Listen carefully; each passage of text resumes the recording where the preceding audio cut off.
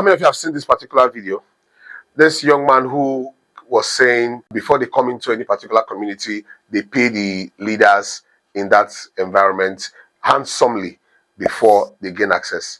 Now, I know for sure that the leaders you pay money to did not give you access to come into people's farms inside the towns and start killing them. You pay the leaders to have access to the bushes.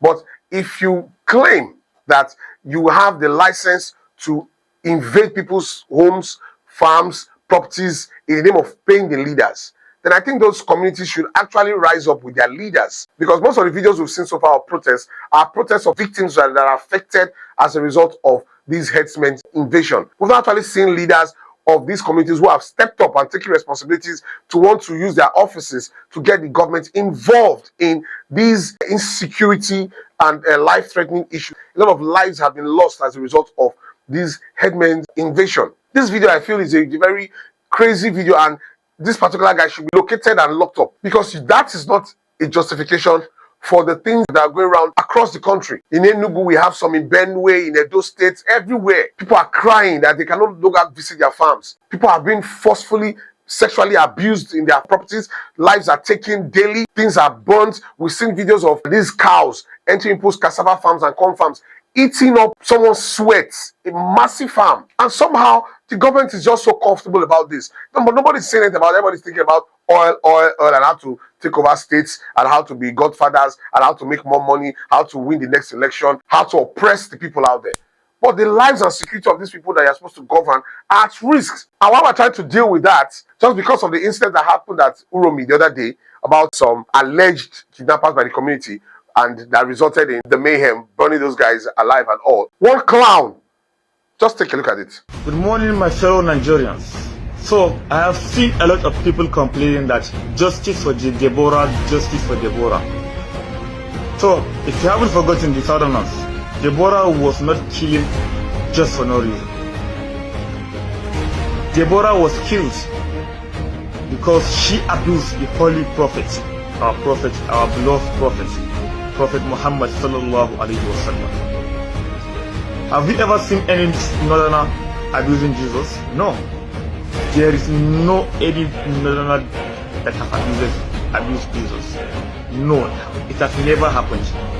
But those stupid Christians among you, the stupid among you, the dumbest among you abuse the holy prophet, and you think that we will keep quiet and see?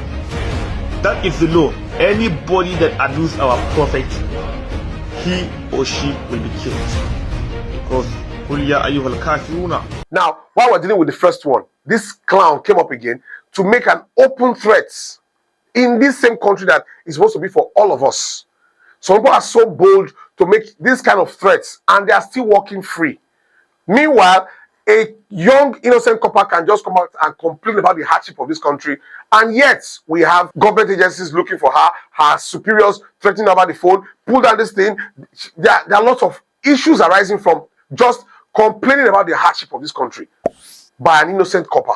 A lot of noise about it, but this guy will do this kind of video threatening the lives of Christians that they are coming after because they spoke against the prophets, and yet he's walking free. I would think that Nigeria is for all of us. These are some things that needs to be addressed in this country urgently by the leaders of this country. Starting from our president, please, sir, you need to look into all these excesses that are thriving currently. It is very, very, very wrong.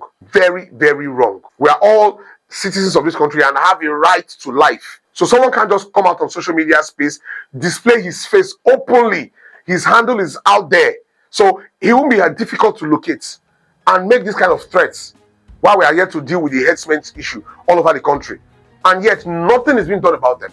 Nothing. We pray that God will give you guys the strength and the will to do the right thing. That's our only prayer. We can't go to the street and shut down streets and go and start fighting the government. Of course, we don't have that power. We just have to keep hoping and keep speaking, and someday God will touch your hearts to do the right thing and bring those culprits, whoever is responsible in sponsoring these guys, bring them to justice. And then we can be confident to say, yes, we have democracy working for all of us. Until then, now God hand will be. Everyone be vigilant. Be very vigilant of your environment. Don't take things for granted. If you see something you're uncomfortable with, call the authorities immediately. Don't just take laws into your hands and carry out jungle justice. Like I always say, in all thy getting, try get sense, protect yourself at all costs.